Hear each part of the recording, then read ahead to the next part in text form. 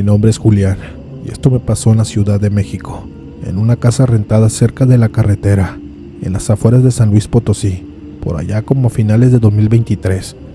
No soy de asustarme fácil, pero lo que viví en ese cuarto me dejó marcado para siempre, y todavía me cuesta decirlo en voz alta, sin sentir ese mismo miedo. Todo empezó suave, como cuando empiezan las cosas, y luego se ponen muy serias. 2 semanas seguidas sin dormir bien. Me costaba y cuando por fin cerraba los ojos, sentía esa presión rara de que alguien me estaba mirando, como si la mirada tuviera peso, como si estuviera ahí, encima de mí. Lo peor no era la oscuridad, era ese closet. No sé por qué, pero por las noches yo terminaba viéndolo muy fijo, inmóvil, como esperando algo que se asomara por la rendija. De día me daba mucha risa mi propio miedo, pero cuando se metía el sol, se me volvía a enredar el estómago. Una madrugada, ya bien harto de lo que estaba sucediendo, le mandé un audio a un amigo. No sé qué traigo, pero aquí se siente algo pesado. Él me respondió con una risa nerviosa y me dijo, por una silla enfrente del closet. Si se abre sola la puerta, te vas. Le seguí el juego. Puse la silla y me acosté intentando convencerme de que todo era un cansancio, solamente eso. No pasaron ni siquiera 15 minutos cuando sentí que la cama se movía, muy despacio, como si alguien empujara el colchón desde abajo, probando si yo reaccionaba. Me enojé conmigo mismo, te lo juro. Pensé, ya basta, me estoy sugestionando. Cerré los ojos con fuerza para dormirme a la mala. Y entonces sentí una mano en los pies. No fue un roce, no fue un aire, fue una mano tibia, humana, con unos dedos que apretaron justo donde empieza el talón, como si quisiera comprobar que yo era real. Me quedé congelado. Quise gritar, pero la voz no me salió. Abrí los ojos un poquito, y apenas, y vi una sombra negra, baja y rápida, pegada al suelo, corriendo hacia el closet, como si allí estuviera su escondite. La silla que yo había puesto allí estaba ligeramente girada y la puerta del closet no estaba tan abierta del todo, pero sí estaba despegada, como cuando alguien la empuja con cuidado para no hacer ruido. Ahí fue cuando entendí que no era insomnio lo que estaba pasando, y tampoco era estrés. Era algo que estaba jugando conmigo y que ya se había atrevido a tocarme. Esa misma noche prendí la luz y no la apagué hasta que amaneció. Desde entonces, cada vez que paso frente al closet entreabierto, siento que algo por dentro respira, esperando que yo cierre los ojos y no sé, que me haga algo que ya no pueda contarla. Gracias por escuchar mi historia.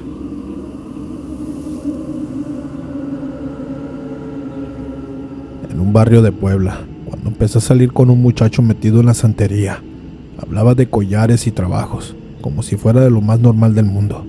Yo no era creyente, pero me insistió en protegerme, y me dejó un collar de cuencas blancas sobre mi cabecera de la cama. A la semana, me desperté con una mano apretándome el tobillo, fría y pesada, jalándome hacia la orilla. Quise gritar y no pude. El pecho se me aplastó. Recuerdo que el sudor me corrió por toda la nuca. Desde entonces, empezó a pasarme muy seguido. Parálisis, un zumbido, pasos corriendo por la escalera de la azotea y golpes secos como un martillo en la losa, aunque arriba no había nadie. Mi familia decía que era cansancio, hasta que mi hermano también empezó a despertar sobresaltado. Una madrugada, me sacudió para despertarme y me vio con los ojos abiertos, sin poder moverme. Él alcanzó a oír una voz grave junto a la puerta, como si alguien estuviera dentro del cuarto. Ya es de la casa. Por desesperación fui con una curandera cubana a la que le decía Marta. Ella me miró y dijo que yo traía pegada una sombra de un muerto, que alguien me la había amarrado. Entonces ella me pidió una foto reciente, una veladora blanca y una ruda y una albahaca, y un listón blanco y un coco. Lo dejé todo en mi cuarto y la vela ardió con una flama torcida sin aire. Pero esa noche se volvió a subir el muerto, pero por primera vez pude ver su forma. Era un hombre alto, sin rostro, con las manos manchadas y el collar de cuencas blancas colgándole en el puño. Sentí el tirón en el tobillo y lo escuché muy clarito: no te me vas. Al día siguiente, el collar amaneció en mi muñeca, apretándome la piel, aunque yo ya lo había tirado a la basura. Ya no sé qué hacer. ¿Te ha pasado que alguna vez que, después de conocer a alguien metido en eso de la brujería o la santería, empezaste a sentir que algo te seguía y ya no pudiste dormir igual? Justamente con eso estoy lidiando y no sé qué más hacer.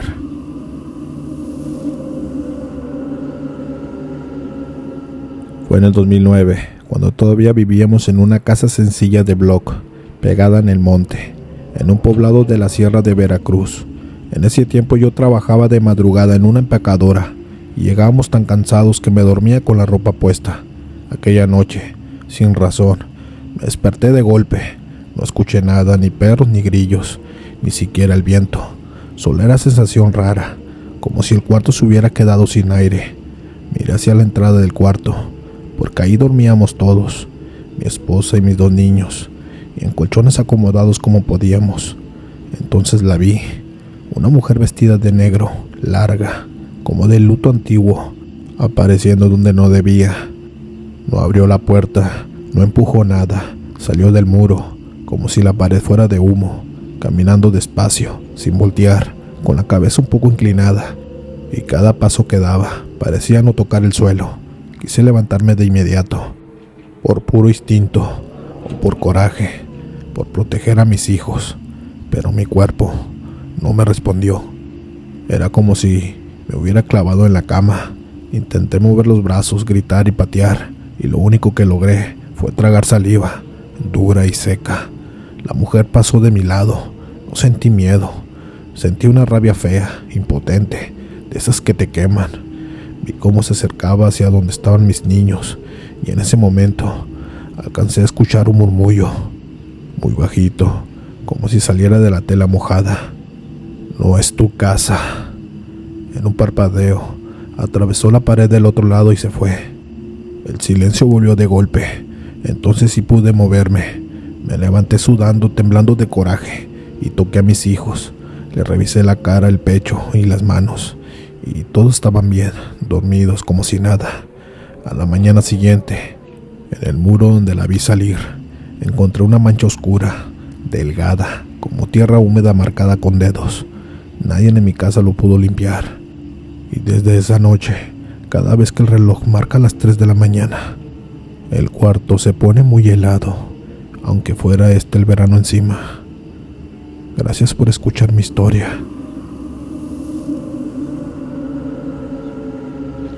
Si te están gustando las historias, nos gustaría que nos ayudaras con un like o un comentario, ya que eso nos ayudaría bastante. Y si no estás suscrito o suscrita, te invito a que lo hagas para que no te pierdas lo mejor de El Sector de la Noche.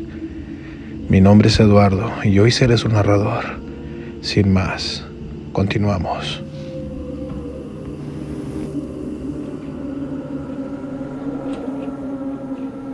Esto le pasó a un amigo mío, de esos que no exageran, de los que se burlan de cualquier historia paranormal y te discuten con lógica. Por eso, cuando lo escuché contarlo con la voz quebrada y las manos temblándole, supe que algo lo había reventado por dentro. Fue en el 2019, cuando trabajaba de ayudante en un tortón de caja seca. Salieron de Puebla con carga rumbo a Coatzacoalco, un viaje normal, de esos que se hacen con sueño, café y plática para no quedarse dormidos. El chofer era un señor de los que todos le decían el güero, viejo de carretera, muy curtido, de los que han visto asaltos, retenes falsos y hasta accidentes muy feos, pero aún así seguía diciendo que el miedo se controlaba con experiencias. Esa noche no llovía, pero el aire venía húmedo, y en la sierra, ya tarde, el camino se volvió lo de siempre. Puras rectas interrumpidas por curvas largas, monte apretado a los lados y una oscuridad tan densa que parecía pegada en el parabrisas. Lo raro empezó cuando dejaron atrás el último pueblito con luces y entraron a un tramo sin señal, de esos que hasta la radio se queda callada porque solo agarra estática. Iban platicando de tonterías, riéndose de un cliente que siempre regateaba, cuando, sin aviso, el tablero parpadeó. Primero fue pestañeado leve, como cuando un foco está muriéndose o fundiéndose, y luego se apagó todo de golpe. El motor, las luces y el tablero, y hasta la radio. El silencio fue de inmediato, pesado, como si la cabina se hubiera quedado sin aire. El güero alcanzó a controlar el volante y se orilló con la pura inercia. Se quedaron detenidos, con el camión respirando nada, en medio de una oscuridad que no dejaba ver ni el borde del acotamiento. Mi amigo sacó su celular para alumbrar y marcar a la empresa. La pantalla prendió un segundo y luego murió. El del güero igual. Intentaron con la lámpara de mano y la de emergencia que siempre traían, y apenas dio un destello ridículo, como si la batería se fuera drenado. Sin embargo, la radio no respondía, ni un pitido, ni el ventilador siquiera, nada. Al principio, pensaron que era la batería, o algún fusible, o tal vez algún corto. El güero abrió la guantera buscando el manual, movió llaves, intentó arrancar, y el motor ni siquiera tosió.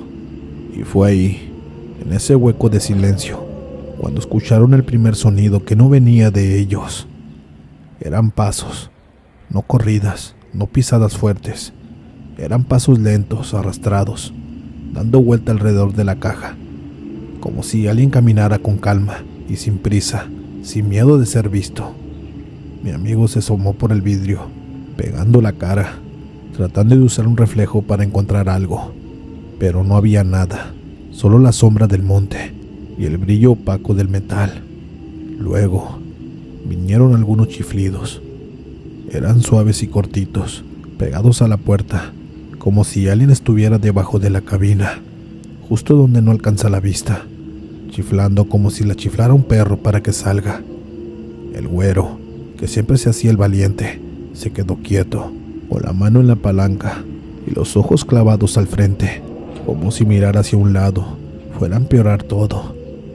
«No te bajes», alcanzó a decir mi amigo, en voz baja, casi sin aire.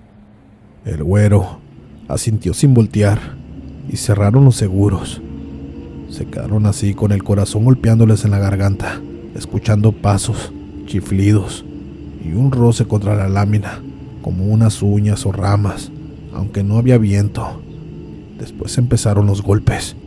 Primero fue una tocadita con los nudillos, educada, como si alguien pidiera permiso.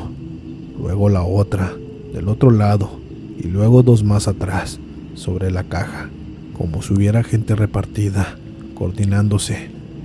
Mi amigo juró que escuchó susurros, pero no entendía las palabras, solo una intención, una conversación pegada al metal. Los golpes subieron de intensidad y pasaron a las ventanas, y ahí fue cuando lo imposible se volvió asfixiante, porque cada vez que se asomaban, con el cuerpo tenso y el cuello estirado, no veían a nadie, ni una silueta, ni un cigarro, ni un reflejo de ojos, solamente oscuridad, pura oscuridad. Pasó el tiempo, que a ellos le pareció eterno.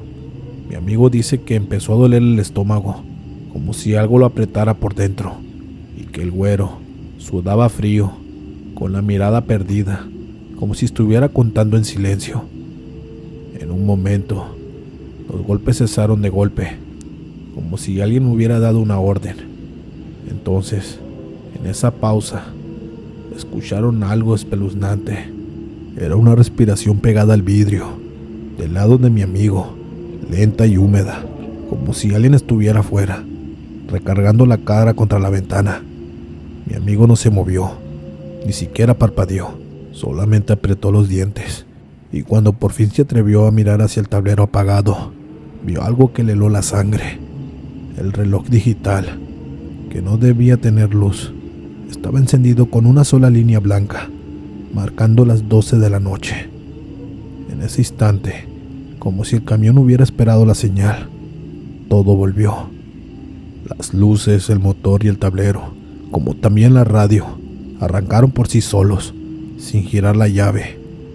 No hablaron, no se gritaron y ni siquiera rezaron.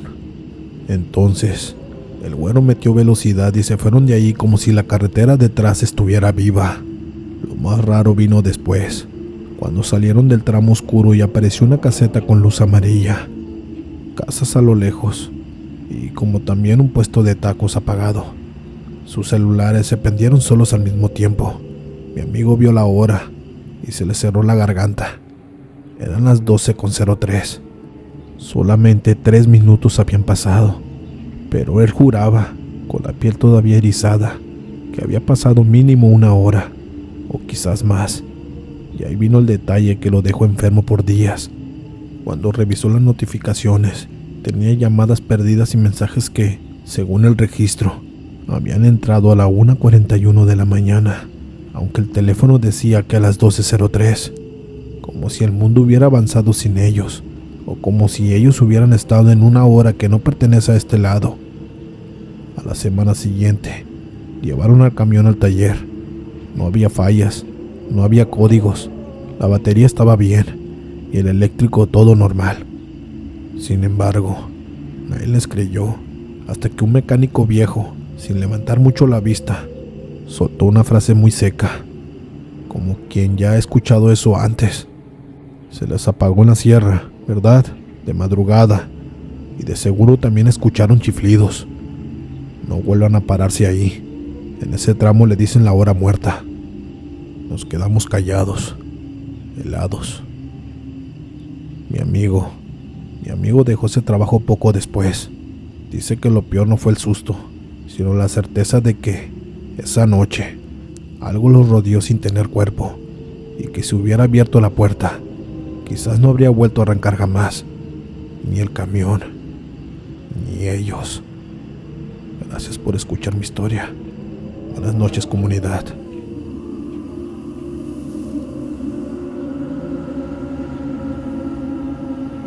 Esto que voy a contar no me lo inventé para asustar a nadie.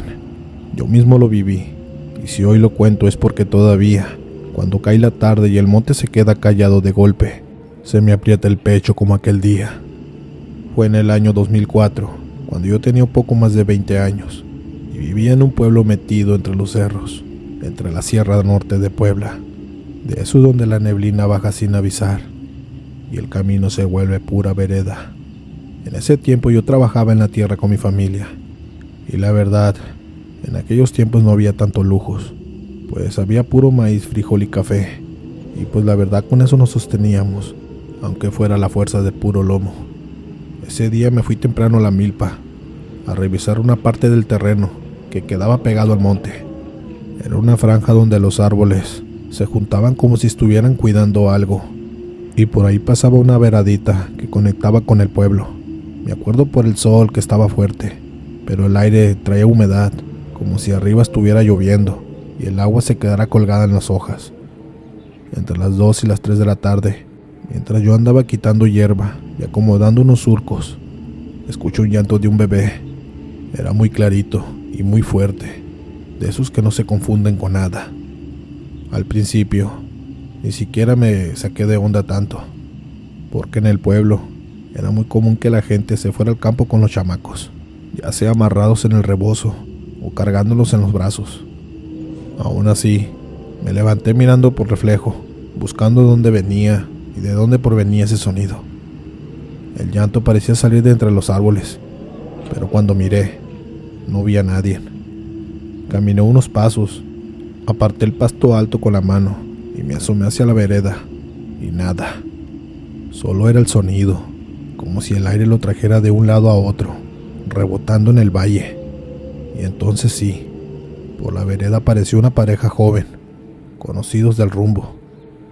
Venían despacio, y el hombre con un machete en el cinto, y la mujer con un rebozo, y el bebé en brazos, llorando como si le doliera la vida. Se detuvieron a saludarme, y yo les respondí. Platicamos un poquito, lo normal, que si la temporada estaba baja, que si la tierra estaba dura y que si el café ya pedía limpia. Sin embargo, el bebé siguió llorando, pero ya no era un llanto normal, era como más de hambre o de sueño. Ellos se fueron y yo seguí con el mío. La tarde se me fue rápido. Cuando el sol empezó a bajar, el monte cambió de color, como si le echaran una sábana gris encima. A eso de las 6 de la tarde, aguardé mis cosas y me colgué el morral y agarré un tenate vacío que había dejado cerca, porque a veces me servía para cargar mazorca o a veces herramientas. Iba a emprender mi camino de regreso cuando escuché otra vez el llanto. Esta vez no era uno, más bien eran dos llantos distintos, uno más agudo que el otro era más ronco, como si los bebés fueran de diferentes edades.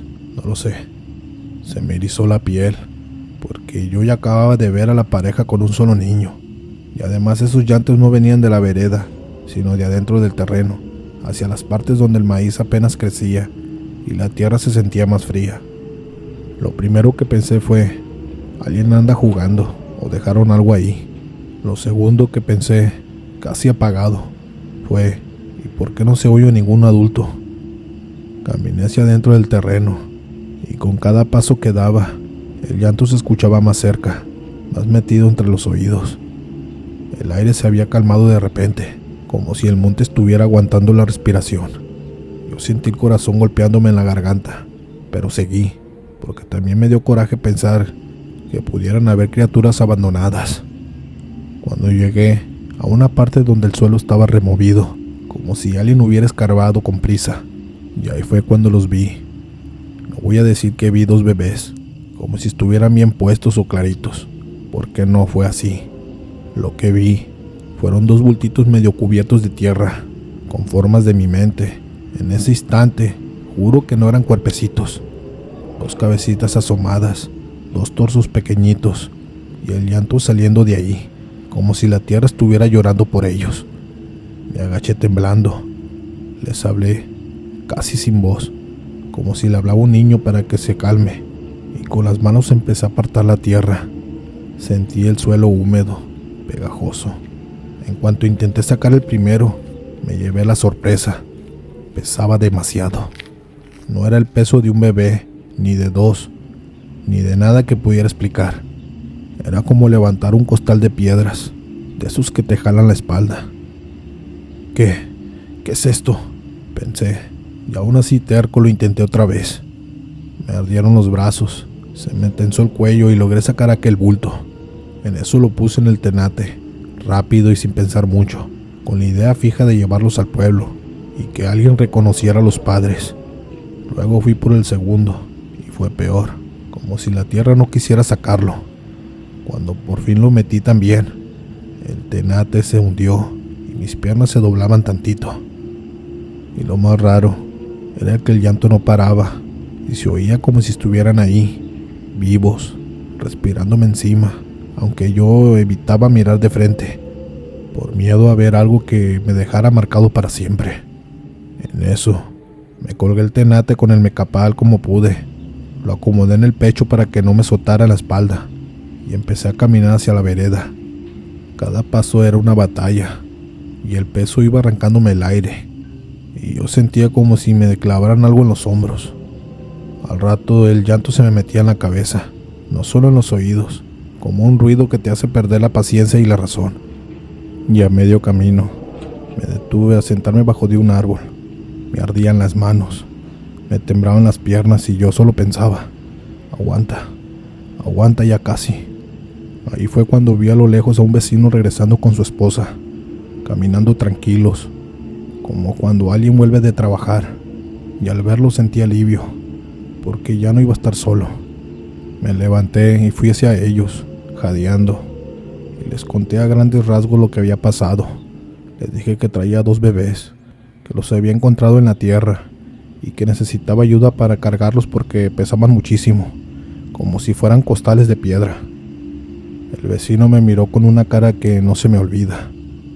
¿Cuáles bebés?, me dijo, frunciendo el ceño. Yo me quedé helado. Pues los que vienen llorando, le respondí, asegurando que también él los estaba escuchando. ¿No los oyes? Sin embargo, él y su esposa se miraron entre sí y negaron con la cabeza, ni una mueca de que estuvieran oyendo algo. No se oye nada, dijo ella, y eso me dio un escalofrío, porque el llanto para mí era como un trueno. En eso el vecino se acercó al tenate y levantó un poquito la tapa de palma, y en cuanto metió la mano para apartar, abrió los ojos como si hubiera visto una culebra. «¿Qué traes ahí?», murmuró. «¿Por qué andas cargando piedras?». Ya en este punto, ya estaba desesperado. Me arrodillé y jalé el tenate hacia mí y miré. Adentro no había ningún bebé, pues había 2 piedras grandes, húmedas, manchadas de tierra, una más redonda que la otra, como tepetate arrancado del cerro. Piedras de esas que usan uno para detener las lonas, pesadas y frías y muertas. Me quedé sin saliva, y aún así, con los ojos en las piedras, seguí escuchando los 2 llantos, muy claritos y desesperados, como si estuvieran atrapados dentro de mí. Sentí que el estómago se me volteaba. Solté el tenate, como si me quemara, y las piedras cayeron al suelo como golpe seco. Y el llanto, por un segundo, subió de volumen, como un berrido cerca de mi cara. Y yo ya no pensé, solamente corrí junto con ellos, sin mirar atrás, con la vergüenza y el terror mezclado. Llegamos al pueblo casi de noche. Yo iba sudando y pálido, con la garganta cerrada, y cuando entré a la casa y conté lo ocurrido, mis padres no se rieron y dijeron que estaba loco. Mi madre se persignó en silencio, y mi padre se quedó mirando al piso, serio, y luego dijo que algo que me dejó peor. «Eso, hijo, eso es el mal del aire, o algo que se te pegó. Pues en ese terreno hay cosas viejas, cosas que no se deben tocar». Esa noche no dormí. Me acosté y cada vez que cerraba los ojos, escuchaba los 2 llantos, bajitos, como si estuvieran debajo de mi cama. Me levantaba y prendía la vela. Revisaba y no había nada, pero el miedo seguía ahí, como un animal escondido. Al día siguiente buscaron una señora que sabía curar de espantos. Llegué con un copal, con una ruda y con un rezo que no entendía del todo. Pues me pasó un ramo por el cuerpo, me sopló la nuca y me dijo en voz baja, sin dramatizar: «No fue tu culpa, te hicieron ver lo que querías ver. Si vuelves a escuchar a un bebé llorar en el monte, no lo sigas, aunque te parte el alma». Desde entonces, jamás volví a trabajar solo en esa parte del terreno. Con el tiempo, me fui del pueblo, como muchos, buscando vida en otro lado. Pero hasta el día de hoy, cuando me toca pasar cerca de una barranca o de un monte espeso y el aire se queda quieto, me acuerdo de ese peso imposible. Y lo peor de todo, que el llanto, aunque las piedras ya estaban en el suelo, seguían sonando dentro de mí, como si alguien se hubiera quedado viviendo ahí, en un rincón de mi cabeza, esperando a que vuelva la tarde para llamarme otra vez. Gracias por escuchar mi historia. Buenas noches, comunidad.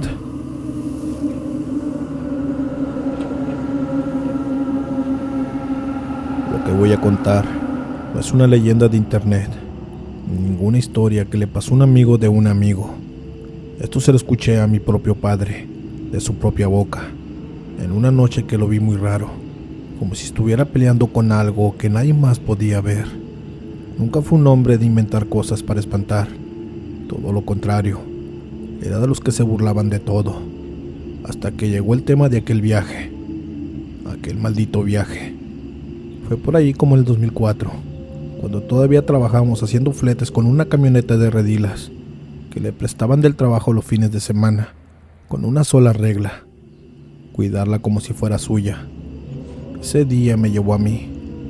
Yo en aquel entonces tenía 11 años, porque me gustaba acompañarlo y sentir que lo ayudaba, aunque en realidad nada más estorbaba con mis manos. Entonces subimos un poblado de la sierra para dejar cemento, madera y varilla en una construcción. Eran de esas casas enormes, de 2 pisos, en un lugar donde casi todas eran casitas chicas, de lámina, de adobe y block. Esa obra se veía como algo que no debía estar ahí, como un diente blanco en una boca vieja. Descargamos, cerramos con candado y cuando terminamos, ya eran como las 8. El cielo estaba pesado, nublado, y la noche cayó de golpe. Íbamos de regreso, ya cansados pero contentos, pensando en la comida caliente que nos esperaba en casa. Atravesamos el pueblo en minutos, y antes de tomar la salida, una señora salió entre los mezquites, moviendo los brazos, como desesperada, como si nos estuviera deteniendo de caer en un hoyo. «Por favor, llévenos al crucero, al siguiente pueblo», dijo. Traía unas monedas en la mano, ni para completar 20 pesos traía. Mi papá la miró unos segundos, sin bajarla del todo. «¿Qué pasó? ¿Está bien?» La señora tragó saliva. «Mi hija está mala y no quiero que despierte en el camino». Mi papá dudó un poco y luego abrió la caja. «Súbese atrás, pero se me acomodan bien, por favor». La señora hizo una seña hacia el monte, y de los arbustos salió un muchacho altísimo, más de 2 metros fácil, con una cara de chamaco asustado. Cargaba una niña envuelta en una cobija gris. La subió como si no pesara. Luego brincó él también. Y la señora trepó con dificultad, y antes de que mi papá arrancara, se asomó por la ventanilla con los ojos encharcados. «Señor, si se apaga, no se detenga, por favor. Aunque se apague, usted siga». Sin embargo, la brecha era pura curva y piedra suelta, y hasta un barranco. Mi papá iba con cuidado. Atrás, la señora repetía una y otra vez: «Apúrale», en voz baja, como si el tiempo le estuviera respirando en la nuca. Y en el espejo, yo alcancé a ver los ojos del muchacho. No eran de malos, eran más bien de miedo, como de alguien que ya sabía que no iba a poder. A los pocos kilómetros, la radio se empezó a llenar de estática, y un silbido largo, delgadito, se metió por la cabina. Mi papá le bajó el volumen, y entonces pasó lo peor. La luz del tablero titiló, y el motor tosió y todo se apagó. Faros, radio, todo. La camioneta siguió por inercia, tragándose la oscuridad. Atrás se escuchó un golpe fuerte, luego de madera crujiendo, forcejeos, y el llanto de la señora. Un llanto raro, no de dolor, sino de urgencia, como si estuviera rogándole al mundo que no fuera tarde. Mi papá se orilló como pudo, sacó el cuchillo que siempre cargaba como costumbre, y me habló sin mirarme. «No te bajes, pon seguro y no abras, escuches lo que escuches». En eso se bajó, con el celular prendiendo la lámpara. La sierra, que antes tenía grillos y vientos, se quedó en un silencio parejo, como si alguien le hubiera apagado el sonido. Mi papá se asomó entre las redilas. La niña ya no estaba acostada, estaba suspendida en un plano del piso, como si algo invisible lo sostuviera por la espalda, y la cobija se inflaba sola en una esquina, como respirando. El muchacho la abrazaba con los brazos tensos, tratando de bajarla, apretando los dientes. Entonces la niña se rió. No fue una sonrisa de niña, fue más bien una risa de una chiquita, como de burla, y de ahí salió una voz ronca, vieja, que no podía venir de ese cuerpo así. «Vámonos, vámonos, vámonos». Mi papá sintió que se le helaba la sangre. La señora de rodillas dijo, muy apenas: «No la mire, no le conteste». La lámpara del celular parpadeó, y mi papá alcanzó a ver una sombra que no cuadraba con ninguna persona. Una sombra larga que se estiraba hacia el monte, como si estuviera buscando agarrarse de algo. En ese instante, como si alguien se hubiera invertido en lo suficiente, la radio tronó y los faros prendieron de golpe, y el motor volvió a rugir. Mi papá no pensó, y se subió y arrancó como si lo persiguiera la misma sierra. La camioneta brincaba entre los baches, patinadas en la grava. Yo estaba agarrado del tablero, temblando, y atrás el muchacho impresionaba a la niña contra el piso, con todo el cuerpo, y la señora gritaba que no frenara, que siguiera, y que no volteara para atrás. Cuando por fin entramos a la colonia, mi papá frenó en seco, y no pudo seguir. La señora bajó cojeando y el muchacho saltó. La niña se incorporó sola, con una facilidad que no tenía sentido, y echó a correr hacia calle abajo. Lo más raro fue que no se escuchaban sus pasos. El muchacho lo siguió desesperado, y la señora fue detrás, y la oscuridad se los tragó como si nunca hubieran existido. En el asiento quedaron las monedas. Mi papá las tocó y me dijo que estaban frías como si hubieran estado enterradas. Una tenía un año que no cuadraba con nada, 1951. Y esa noche mi papá no cenó. Yo lo escuché hablar con mi mamá con una voz que yo no lo conocía, jurando que la niña flotaba, que la voz le salía de adentro, como si trajera a alguien metido en el pecho. Semanas después, se le cayó el pelo a puños y lo poco que le quedó se le volvió blanco. Y desde entonces, cada vez que mira que un radio suelta estática en una carretera oscura, mi papá aprieta el volante, mirando fijo al frente, y suelta la misma frase, como un testimonio o como una advertencia.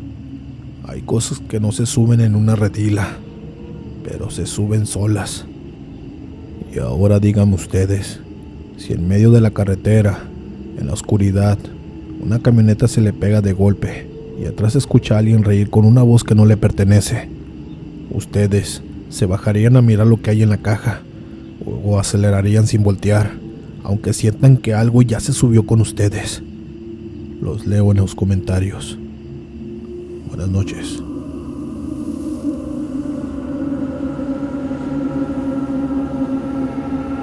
A Rogelio le gustaba decir que las noches eran su horario, no por valiente, sino porque ahí estaba la venta. En diciembre del 2014, cuando el frío bajaba desde los cerros y se metía por el cuello como una mano, él empujaba su triciclo de champurrado y buñuelos por las colonias viejas de Orizaba, Veracruz, desde las 7 hasta que se acabara todo. La gente lo ubicaba por el silbido del vapor y el tintineo de las monedas dentro de la cajita de madera. Esa noche, cerca de las 10, la calle principal amaneció cerrada por obras. Había cintas amarillas, montones de grava y un foco colgando que apenas alumbraba.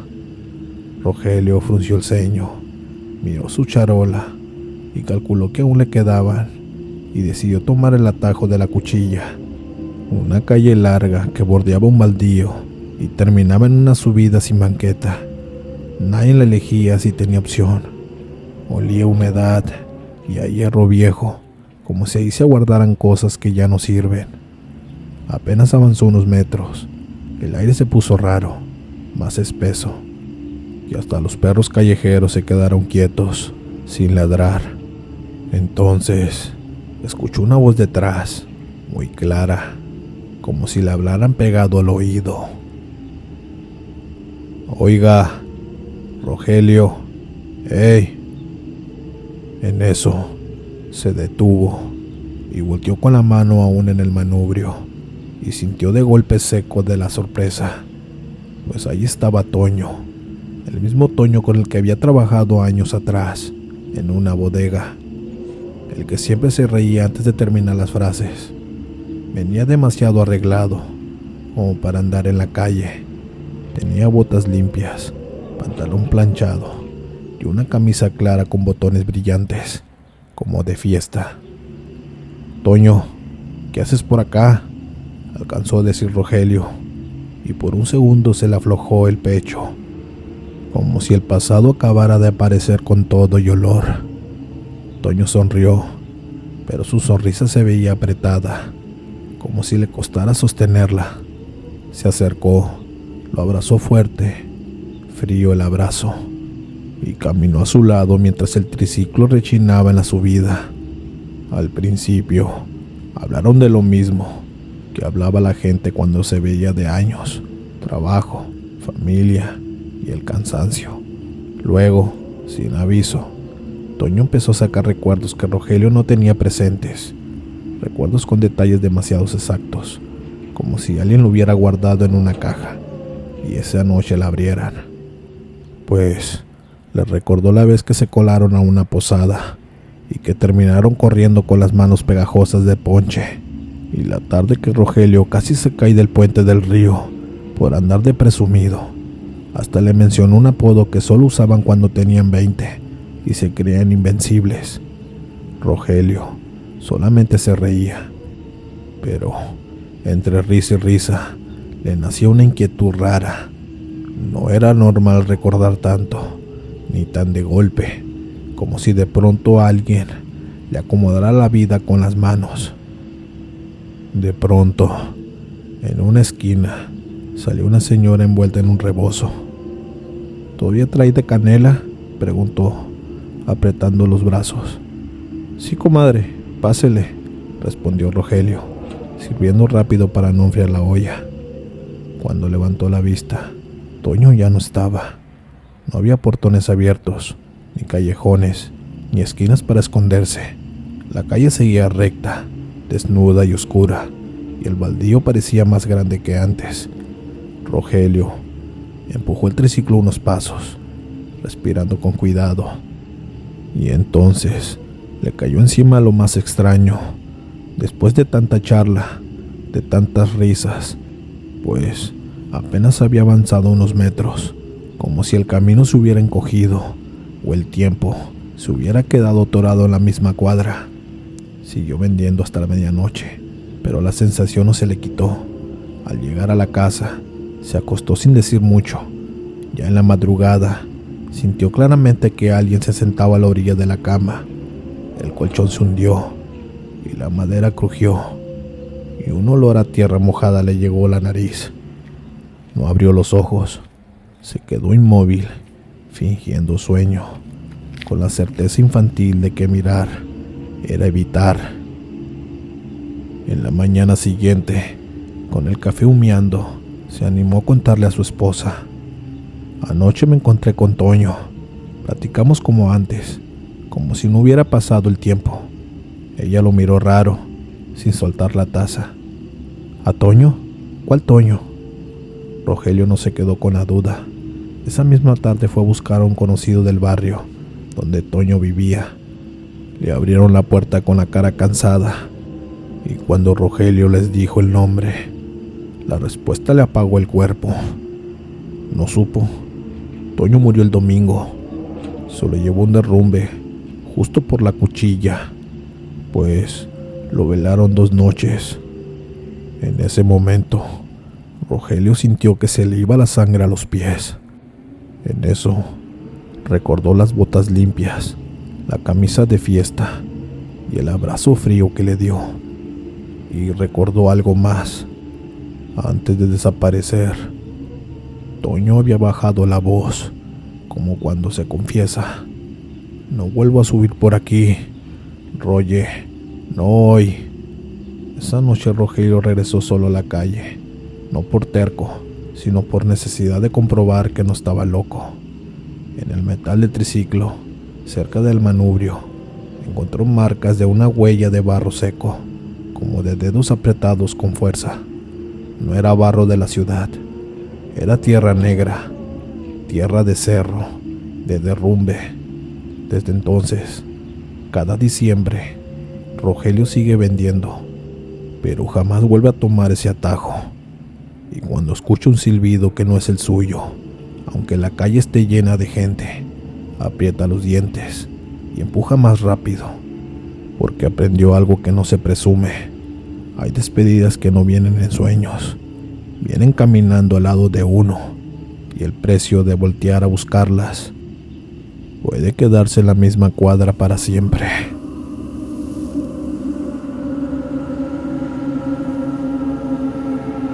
Era enero de 2012 y mi abuela ya llevaba 3 años viviendo con nosotros, en Torreón, porque en el rancho se había quedado sola. La casa vieja seguía allá, perdida entre brechas, mezquites y cercas caídas rumbo a la sierra de Durango, en un ejido donde la señal del celular aparece y desaparece, como si también tuviera mucho miedo. Recuerdo que salí de madrugada en mi camioneta, con un remolque chico, por si alcanzaba a traer un ropero, o tal vez un par de sillas, Hice carretera, luego terracería, luego puro camino de grava. Cuando vi el portón oxidado, me pegó ese olor que tienen todas las casas abandonadas. Polvo viejo, humedad en las paredes y muchos nidos de animales. Y ese silencio que guarda por muchos años.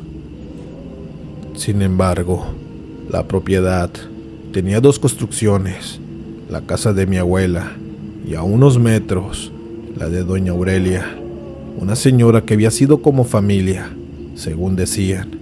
Yo la recordaba vagamente, una silueta encorvada con rebozo, siempre con la misma mirada, de quien sabe muchas cosas y no las cuenta. El patio estaba tragado por toda la maleza. Saqué la destrozadora del cobertizo, me puse a cortar como pude y, ya que estaba allí, me fui directamente al pationcito familiar que quedaba atrás, a unos cuantos pasos del arroyo seco. Era un pedazo de terreno cercado, con alambre, con unas cuantas cruces, lápidas gastadas y 2 tumbas de ladrillos rojos, con pequeñas cajas levantadas por manos antiguas. Mientras cortaba alrededor de las tumbas, noté algo raro: tierra removida, junto a unas lápidas nuevas, en una esquina, como si lo hubieran aventado con prisa, un martillo y un cincel. En eso, me agaché y vi que una de las tumbas de ladrillo le faltaba piezas, no por el paso del tiempo, sino por fuerza, como si alguien las hubiera arrancado a golpes. Sin embargo, me quedé viendo esa falta de ladrillo, con una sensación bien desagradable, como si el lugar me estuviera diciendo que no mirara más. La verdad, pensé que tal vez alguien del ejido andaba robando cosas, o peor, haciendo brujerías. Me reí por dentro, queriendo convencerme de que estaba exagerando, y regresé inmediatamente a la casa. Me di cuenta que ya estaba cayendo la tarde cuando vi movimientos en la casa de doña Aurelia. Se abrió la puerta trasera, se prendió una luz amarillenta y el humo salió por una rendija como si estuviera hirviendo algo. Sin pensarlo, caminé hasta allá para avisar que ella había llegado, más por educación que por ganas. Toqué la puerta, pero nadie me contestó y la volví a tocar. Doña Aurelia, soy el nieto de la señora, le dije, y mi voz sonó rarísima en ese lugar. Al final, abrió muy apenas, sin quitar la cadena del todo. Sin embargo, esa cara que vi no era la que yo recordaba, pero era ella, piel pegada al hueso, ojos hundidos y una calma que daba más miedo que un grito. Recuerdo que adentro olía a caldo fuerte, a hierbas quemadas, a mucha grasa vieja y no sé, a algo más, algo que no supe nombrar en ese momento, pero sé que me quedó en la garganta en ese momento. No se asome, me dijo, en seco, aquí todo está en orden. Me explicó, sin explicarme, que estaba preparando un remedio, como si fuera lo más normal del mundo, y más a esas horas. Yo asentí, incómodo, y me regresé. No quería quedarme ahí, menos con ese olor pegándose a mi ropa. Esa noche cené cualquier cosa. Puse las cosas de mi abuela en una bolsa, la Biblia, los álbumes y la famosa libreta azul con letras temblorosas, y me acosté en el cuarto de atrás, sin internet, sin ruido, sin nada. El silencio me apretaba los oídos. Pasada las 11, escuché claramente la puerta trasera de la casa de doña Aurelia, el rechinido, el golpe, luego paso sobre la grava. Me levanté y me asomé por la ventana. La vi caminar rumbo al panteón, sin lámparas, guiándose por la luna. Para su edad, se movía demasiado bien, como si no le pesaran las piernas. Me quedé mirándola, totalmente helado. Media hora después, regresó cargando un costal de ixtle, de esos que se usan para el maíz. Lo llevaba como si no pesara. Entró con el costal y volvió el humo. Ahí fue cuando me ganó la inquietud. Crucé el patio, llegué a su puerta trasera y toqué muy suave. Nadie respondió. Me acerqué a la ventana de la cocina y la vi de espaldas, moviéndose lento, revolviendo una olla grande. El olor me pegó como un puñetazo. Empujé la puerta. No tenía llave. «Doña Aurelia, ¿está bien?», pregunté, tragándome el miedo. Se volteó despacio. No parecía sorprendida. Parecía más bien molesta. «Váyase a dormir. Aquí no se meta», dijo, y su voz sonó húmeda, como si hubiera estado guardada en un cajón. En el piso, junto a la mesa, vi el costal abierto. Me acerqué un paso y ahí lo entendí, pues no eran trapos, era algo más blanco, duro. Eran huesos, unos malditos huesos. Entre esa blancura vi una forma imposible de confundir, una curvatura con dientes todavía pegados. Quiero confesarles que en ese momento sentí que la boca se me llenó de saliva amarga. No debería estar haciendo esto», alcancé a decir. Ella apretó la cuchara con fuerza. «Es mío, yo lo hice. Usted no toque nada», repitió una y otra vez. «Váyase con su abuela». En mi cabeza todo se volvió un ruido. Salí casi corriendo de ahí, tropezando con mis propios pasos. Intenté llamar a mi madre, pero la señal iba y venía. Subí a la camioneta y manejé hasta el panteón, con las luces pegándole a las cruces, como si fueran sombras paradas. Al bajar, alumbré con el celular, y el aire era frío, y olía mucha tierra fresca. Vi la tumba de ladrillo, con más huecos que en la tarde, y junto a una lápida nueva. El hoyo estaba más grande, como si alguien hubiera escarbado con desesperación. Por fin entró la llamada y mi madre contestó con sueño. «Madre, está aquí doña Aurelia y estoy viendo cosas del panteón. Huesos, mamá. Malditos huesos está cociendo». Hubo un silencio largo y pesado. «¿Doña Aurelia? ¿Cómo que doña Aurelia?», dijo ella, y su voz cambió. «No digas tonterías. Doña Aurelia murió cuando tú estabas en la prepa, por allá en el 2004. Yo fui a su velorio. Tu abuela lloró semanas». En ese momento, la verdad, se me doblaron las rodillas. Apunté la luz hacia las lápidas, buscando nombres como quien busca una salida. Caminé entre las tumbas hasta que la vi.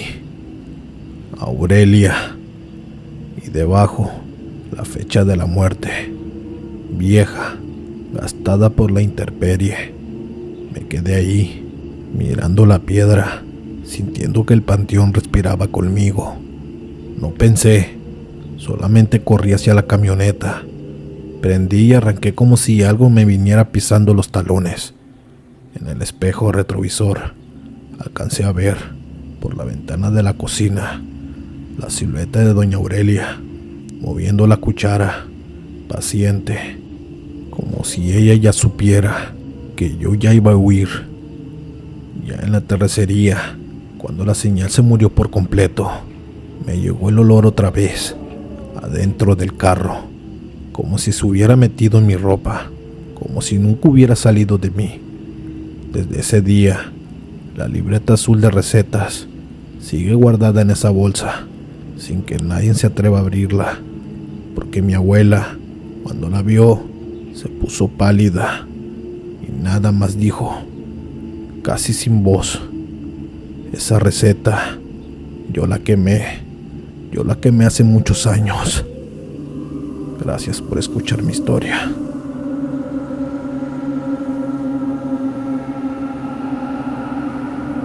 En diciembre del 2012, en las orillas de Matehuala, en San Luis Potosí, el frío se metía por la ropa como si fueran agujas.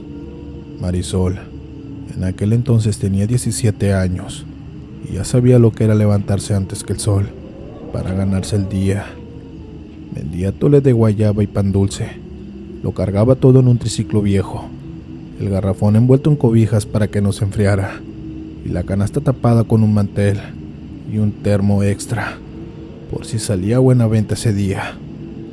Su ruta era siempre la misma: primero la gasolinera de la salida, luego el hospital general, donde los veladores y las familias de los enfermos compraban en silencio, con la mirada cansada. Para llegar rápido, cruzamos un tramo de terreno abierto, un campo recortado que de día servía para jugar fútbol o pasear en bicicleta, pero de madrugada era otra cosa. Niebla baja, pasto mojado y un olor a tierra húmeda que hacía sentir que el mundo estaba vacío. La primera vez que lo escuchó, Marisol iba pedaleando despacio para no resbalar. Todo estaba callado, hasta que el sonido le rebanó la madrugada. Metal contra una piedra, un raspado constante, paciente, como cuando alguien saca filo de un machete.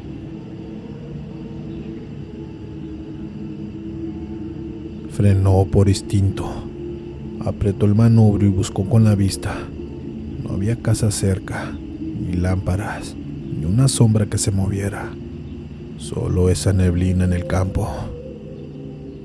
Pensó lo más lógico: algún trabajador madrugador, alguien preparando herramientas antes de entrar al rancho. Incluso se le cruzó por la cabeza ofrecer un vaso de atole para el frío. Pero, sin embargo, el sonido no venía de ningún punto claro. Parecía estar cerca y al mismo tiempo en ninguna parte. Al final, tragó saliva y se persignó casi sin querer y siguió su camino. Los días pasaron y el ruido regresó, siempre en el mismo tramo, siempre a la misma hora. Una madrugada lo oyó a su derecha. Otro juraría que venía detrás del triciclo, como si la alcanzara. Marisol empezó a pedalear más rápido, con el corazón golpeando en el pecho, sin voltear más de lo necesario. Lo extraño era que nunca veía a nadie, ni huellas en el pasto húmedo, ni una luz de linterna, nada. Esa semana se lo contó a su abuelo, con quien ya vivía desde que su mamá trabajaba afuera. Él no se rió, ni le dijo que exageraba. Se quedó quieto, como si le hubieran jalado el aire. «Mija, no busques donde no viene», le dijo apenas. «Ese sonido no es de gente buena. Hay cosas que, cuando las miras, ya no te sueltan». Marisol quiso insistir, pero el abuelo lo cortó con una historia vieja, de esas que te cuentan sin adornos, porque todavía duelen. Pues, años atrás, un tío suyo, al que todos le apodaban el Melchor, volvió una madrugada borracho y necio, siguiendo un afilado parecido. Decían que el ruido se lo cambiaba de lugar, primero lejos, luego cerca y luego arriba, luego pegado al suelo. Se metió a una construcción abandonada para encontrar al desgraciado y regresó pálido, temblando, sin poder hilar palabras. Con los días empezó a trabarse, luego apenas murmuraba y al final se quedó totalmente mudo. El doctor del pueblo dijo que no tenía daño en la garganta, que era del susto, como si un miedo le hubiera cerrado la voz. Marisol no supo qué creer, pero sí supo qué hacer. Desde esa noche cambió de camino, aunque se tardara más, aunque el triciclo fuera por las calles más solas. Y aún así, cada diciembre, cuando el viento raspa una reja o una rama golpea una piedra, se le enchina la piel, porque en el fondo nunca dejó de pensar en lo mismo, que ese afilado no llamaba para asustar, llamaba para que alguien la siguiera.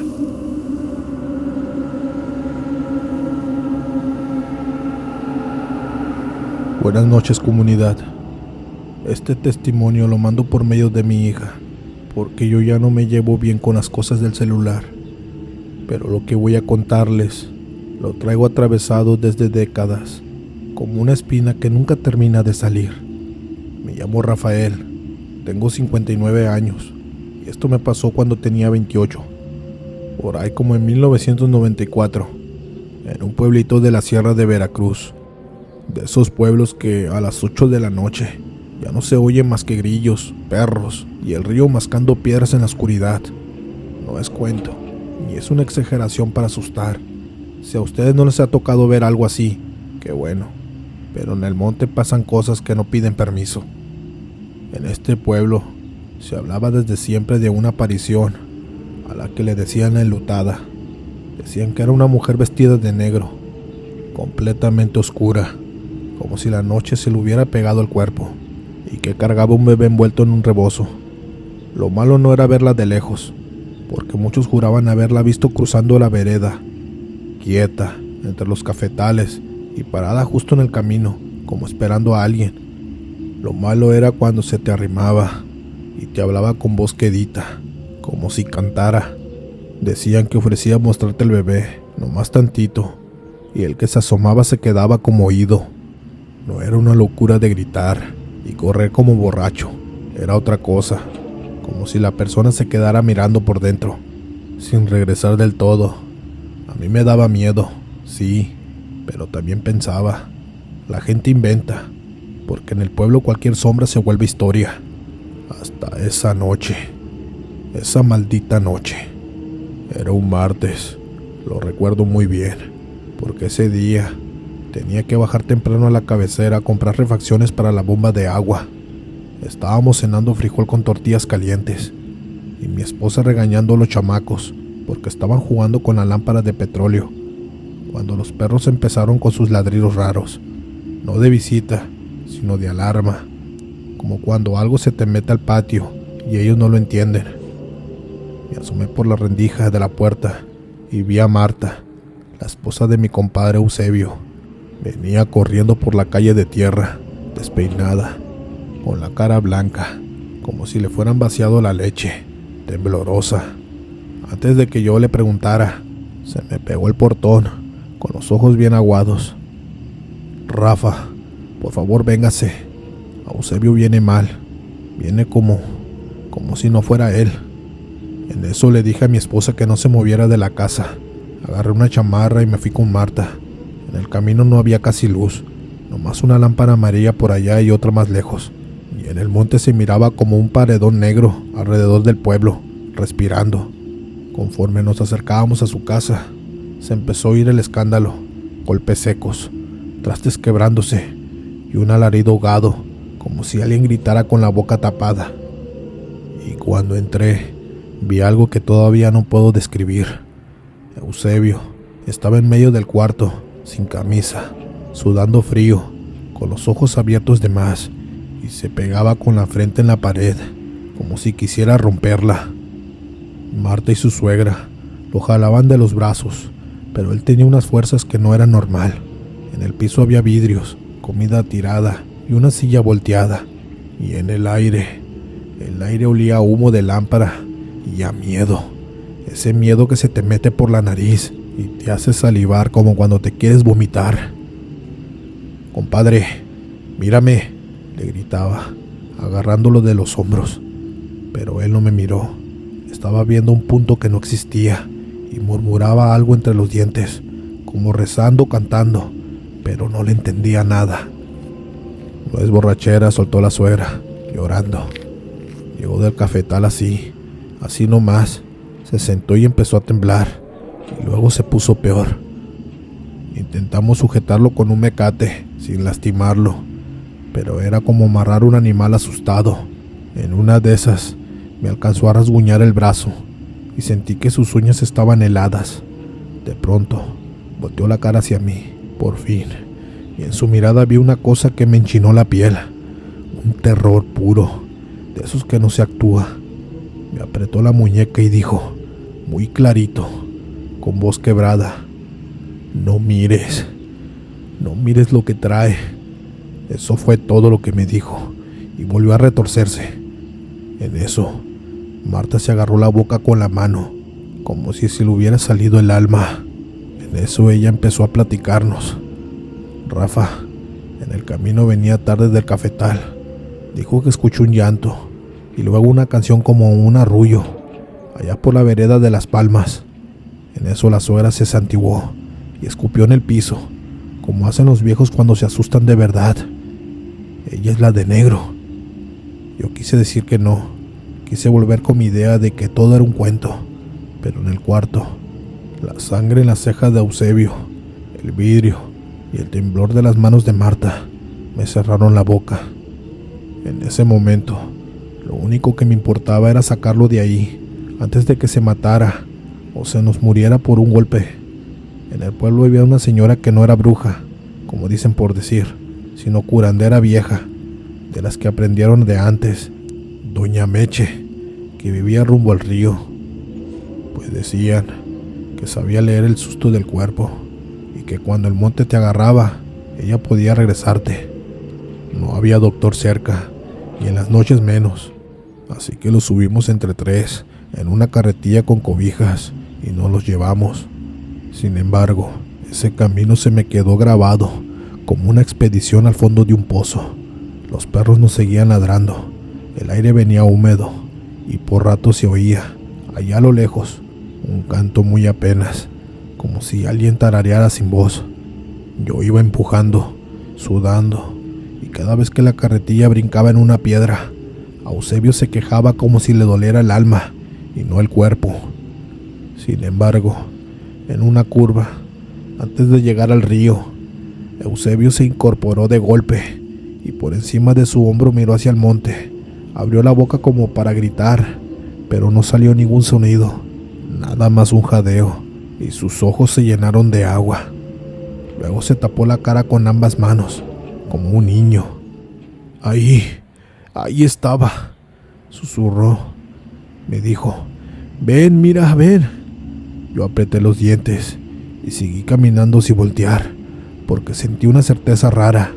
Si volteaba en ese momento, aunque no viera nada, algo me iba a ver a mí.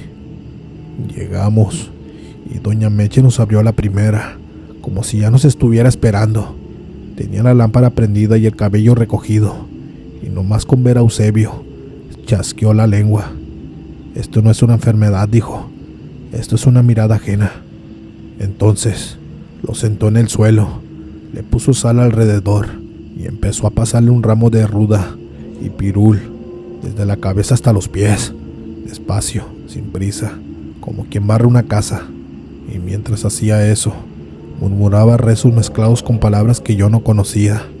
El cuarto olía a hierba y a copal, pero debajo de todo eso, seguía oliendo a ese miedo agrio que deja la desgracia.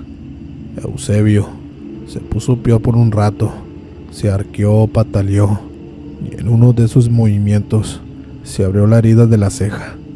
Marta se quiso acercar, pero doña Meche le alzó la mano. No lo abracen, ahorita no es él que pide, es otra cosa lo que se acomoda.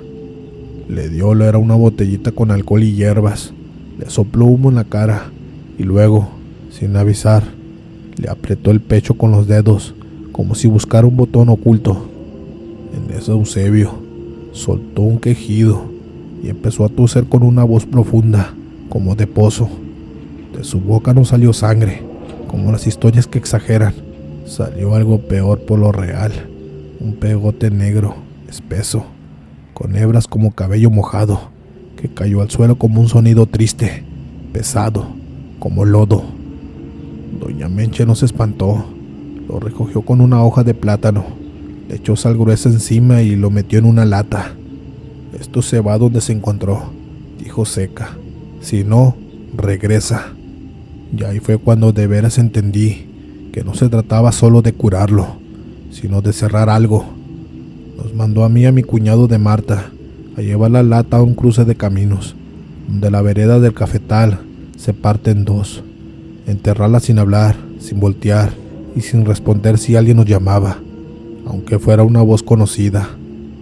En esa caminata, con la lata caliente entre las manos, fue la parte que todavía me despierta a veces, porque, llegando al cruce, el aire se puso raro, como si el monte se acercara un paso, y escuché clarito, en la espalda, un arrullo bajito, y luego una voz de mujer, suave, conocida, como si fuera mi esposa, diciéndome mi apodo.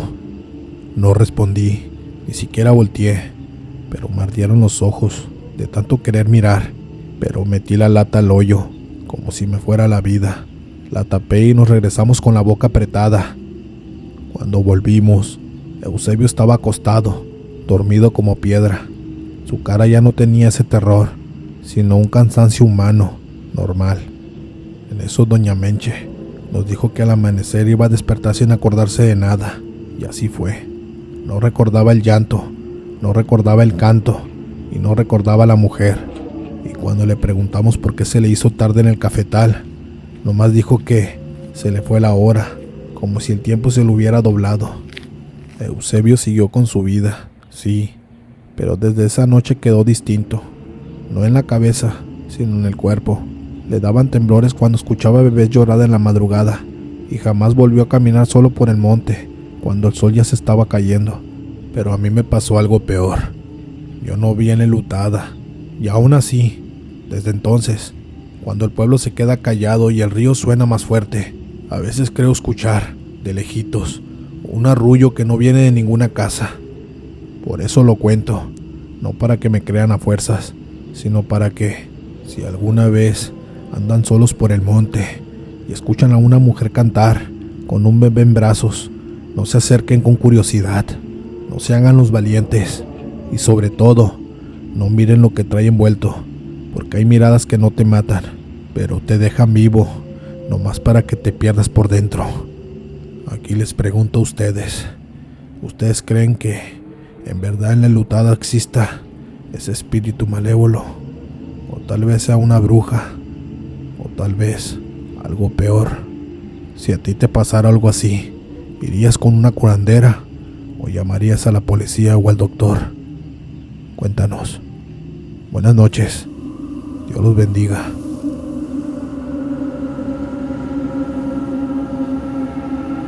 Audiencia, ¿qué les parecieron estas historias? Muchas gracias por enviarlas.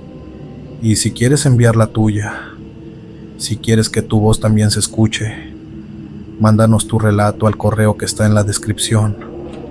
Y familia, no olviden dejar su like.